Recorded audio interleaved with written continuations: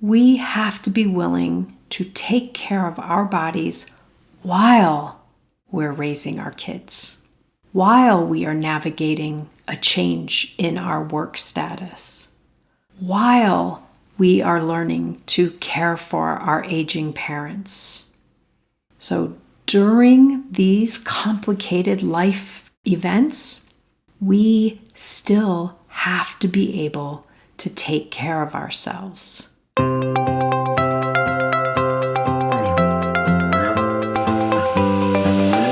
Welcome back to the Fasting Method podcast. This is Coach Terri Lance, and I'm here solo today. I am here to talk about one of the topics that I think is probably nearest and dearest for most of us in this journey, and probably one that frustrates most of us, and that is self-sabotage. Now, I know I've talked about this in various forms and various places, but today I wanted to talk a little bit about self-sabotage, and then I wanted to go over 3 examples of probably the ways that I see it happening most often in the TFM community and with the clients that I work with. Anytime I talk to you all about a topic like this, I always go back and look up the definition of the term. Because oftentimes I mean something when I say a term, you mean something else when you hear me say it, and so I just wanted to give us a definition. So in an article in Psychology Today, it says that self-sabotage is behavior that creates problems in daily life and interferes with long-standing goals. It goes on to say the most common self-sabotaging behaviors include procrastination, self-medication with drugs or alcohol, comfort eating, and forms of self-injury such as cutting. Now, these are pretty important categories, and I found it very interesting in a general article about self-sabotage in the field of psychology. These were the target points that they most often see self-sabotage behaviors. How fitting is that for us? So let's talk a little bit about 3 ways that I see this happening so often. And for sure, I want all of you to know these are not the only 3. We could spend many episodes going through examples of self-sabotage, but these are the 3 I wanted to address today. And I want to give you a little bit of a hook for each one of the 3 I'm about to cover. The first one, the takeaway word is and, A-N-D. The second one, the takeaway word is while, W-H-I-L-E. And the last one will be dose, D-O-S-E. So let's talk about these. So in the first one of the reasons I most often see people self-sabotage related to their fasting patterns and their food choices is that they have a social life. They have a family that they eat with. They live in a big city where it's very social and everyone goes out most nights, and there are adult beverages flowing, and there are appetizers and food, and everyone's a foodie, and then there's desserts. Or they're at work and everyone meets in the break room and shares a potluck meal, or someone brings in a treat on Friday mornings and everyone goes to the break room and has these. So what happens is folks tell me that they can't figure out how to make this lifestyle work. They can't make fasting and eating healthy work for them because they have a social life. I'm here to tell you, I am not antisocial to the degree where I want any of you to sacrifice having a social life. I want you to have rich relationships with partners and kids and parents and siblings and friends and colleagues. I want that for all of us.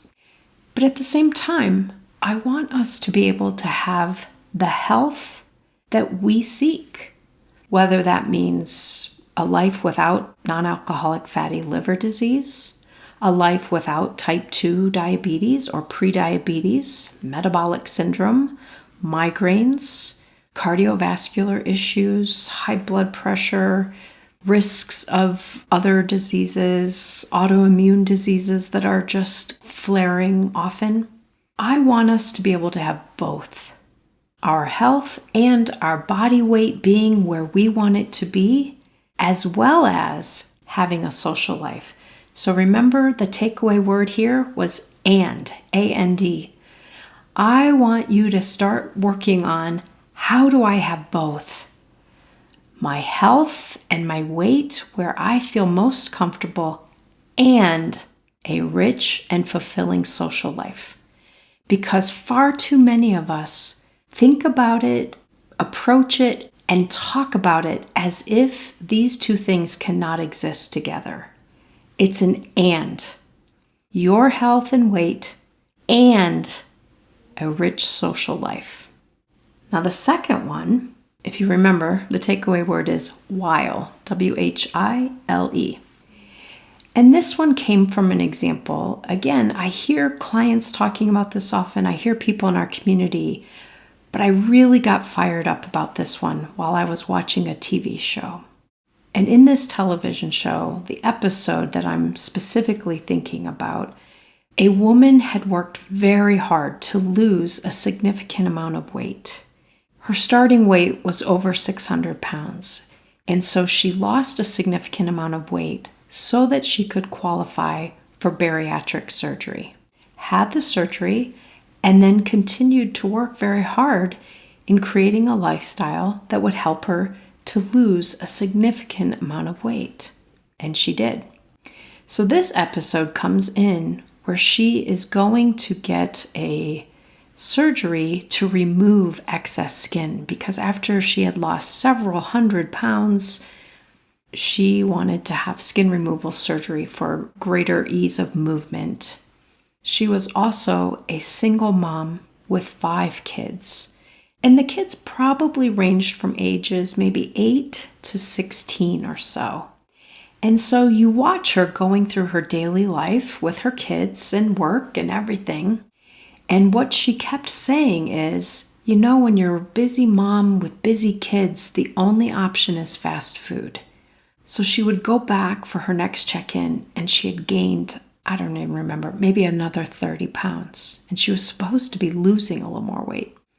So she would go home again for another month or two, and she would come back and she was up another 30 pounds.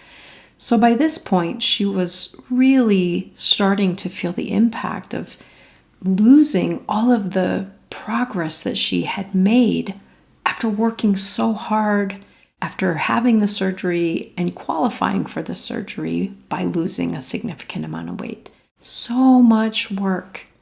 And what she finally said in the end, she had to let go of the goal. She decided she could not take care of her health and raise her 5 kids. She was going to have to wait until she was done raising her kids.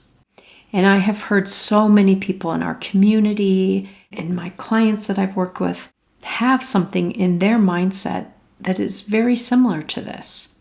I have an ailing parent and I can't take care of my health and take care of my ailing parent. Or I have been moved into a different role at work because we are downsizing and it's very stressful. So again, I want to be really clear. These are tremendously big events in our lives that are complicated to navigate. Relational issues, health issues, work issues, familial caretaking issues, all kinds of things, financial issues. But the key word here is while. We have to be willing to take care of our bodies while we're raising our kids, while we are navigating a change in our work status, while we are learning to care for our aging parents. So during these complicated life events, we still have to be able to take care of ourselves. Now, this is not a video podcast, but as I'm talking, I keep putting one of these concepts in one hand and the other in the other hand. And I keep doing kind of that balancing scale action with my hands. Many of us often say it as if we have to choose one or the other. I can either survive the work stress that's going on right now, or I can take care of my body and my health. I can navigate staying with my parents and helping them get settled into their nursing home facility and get them all set up and take care of their finances and things. Or I can take care of my health. We see them as opposing forces that we have to choose one or the other. My emphasis is on really changing how we see this, holding both of those objects in our hands up and doing our self-care, taking care of our body and our health while we are navigating these other complicated life events. And the third one that I wanted to talk about today is a saying that I have used often in my work at TFM. And I often will say, the dose makes the poison. Now, obviously, I did not come up with this saying, but this is a phrase that many of us are familiar with. And it comes from, I believe, an ancient theorist and alchemist, actually. But saying that the dose makes the poison, meaning all things are dependent on how much of them. So any kind of naturally occurring substance can either be safe or poisonous depending on how much you have. Arsenic at a really low dose doesn't kill you, but when you accumulate a lot of arsenic, then it does kill you. I also think of this as the dose makes the medicine. So using something to help our body also is dose dependent. Not enough, we don't get enough benefit. Too much, we overwhelm the system and kind of make it so that the benefit is not really possible. So when I think of this, dose makes the poison, the example that I was thinking of is recently I had a client talking about how she was using a continuous glucose monitor, a CGM, to measure her blood sugar numbers to understand what was happening throughout the day with her glucose. Why had she been at one point pre-diabetic, and how was she improving that based on her fasting and her food choices? She is the mom of young children. And when she was making meals for the young children, she would have a couple of bites. And the self-sabotage is thinking that I can have just a little bit. A little bit won't hurt me. A couple of bites of this won't be a problem. Whether you're fasting or whether it's a food that doesn't really work for your body, this mentality that a little bit won't hurt me. As long as I just have a small amount, everything will be okay.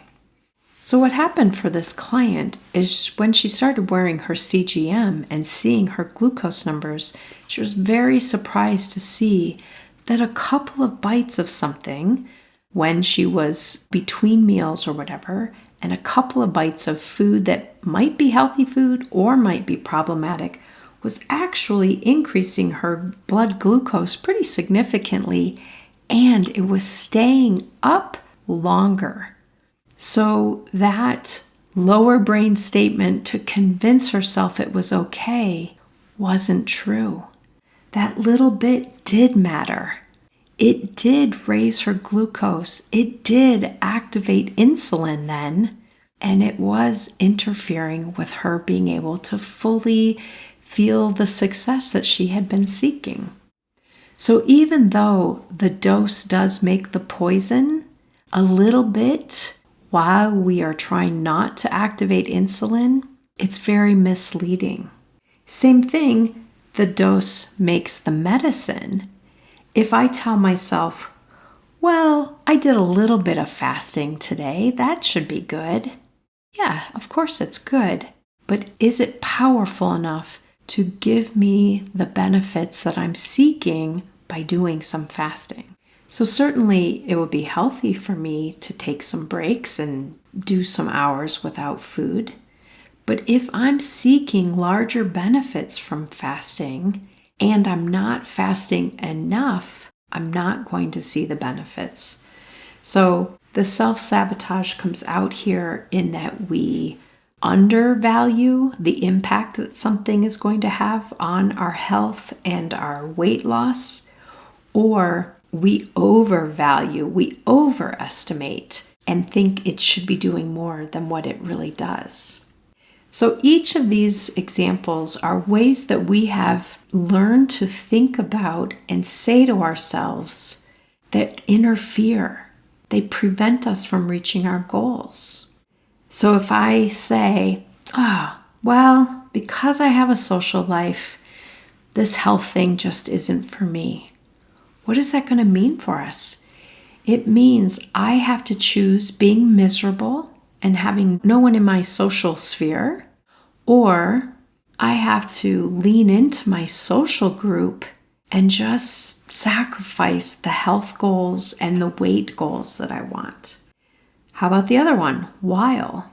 If I can't focus on my health and my body while I am navigating difficult things, there's never going to be a time to do it.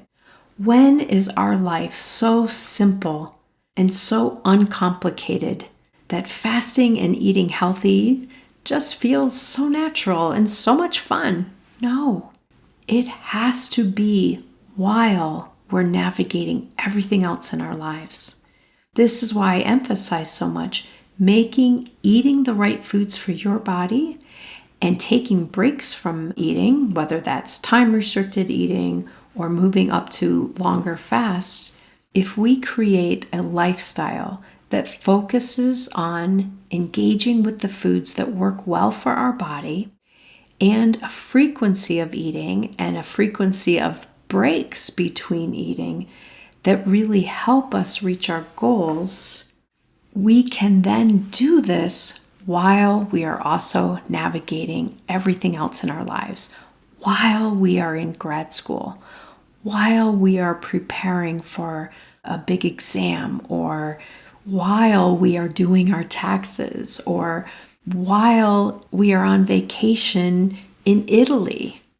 We have to be able to do the things that work for our goals, to create our health and maintain the weight where we want it to be while we live our lives. So 3 takeaway words today to help you curb your self-sabotage: and, while, and dose. Now, if, as you've been listening to this, you have recognized yourself in any of these 3 self-sabotage behaviors, or if you're aware of other things you do that get in your way, I invite you to take a deeper dive into self-sabotage by joining my workshop that is coming up in May. There will be 4 workshop sessions that are 90 minutes long. I will do a presentation about some concepts related to self-sabotage and strategies to overcome self-sabotage. And then we will work together in processing that information and talking about how you can integrate it into your life. There also will be a private thread in our community forum for everyone in that workshop to be able to be processing together what's going on in this journey, what they're discovering about their self-sabotage behaviors, and how they're working to resolve them. Now, this workshop begins May 6th and it runs through the 15th. So please come take this deep dive with me. Let's figure out together how to stop self-sabotage from being the thing that holds you back and prevents you from reaching your goals. You've got too much knowledge and too many skills to be held back and not reach the goals that you want to achieve. We'll include the sign up for this workshop in the show notes. There are also a lot of other masterclasses and workshops available, one each month for the next few months. So take a look and see, maybe you want to take a few of these. Maybe you just want to do one. But either way, think about what's holding you back. What do you need to engage differently to make this journey really successful for you? I look forward to seeing you in the workshop. And until then, see if you need to work on these and, while, and dose types of self-sabotage that you can resolve now. Until then, take good care, everyone.